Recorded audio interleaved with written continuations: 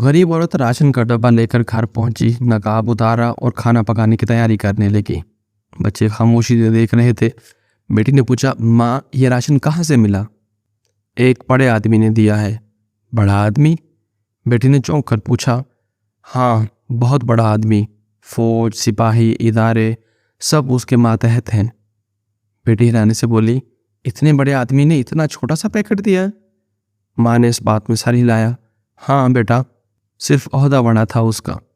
बेटी चुप हो गई, सोचती रही, फिर बोली, किसी को पता तो नहीं चला अम्मा कि तुम ये खैरात का राशन लाई हो? माँ ने इनकार में सर हिलाया। नहीं, मैंने नकाब लगाया हुआ था, तस्वीर खींची तो मेरे पर्दे ने मेरा चेहरा छुपा लिया। बेटी तड़प गई। अम्मा, तुम्हें शर्म नहीं आई खैरात लेते वक्त तस्वीर खिंचवाते हुए? माँ ने फीकी सी मुस्कुराहट से पूछा। नहीं बेटा, उसे भी नहीं आई। मैं तो नकाब में थी, लेकिन वो तो बेनकाब था। इम्पोर्टेड हुकूमत नामंजूर।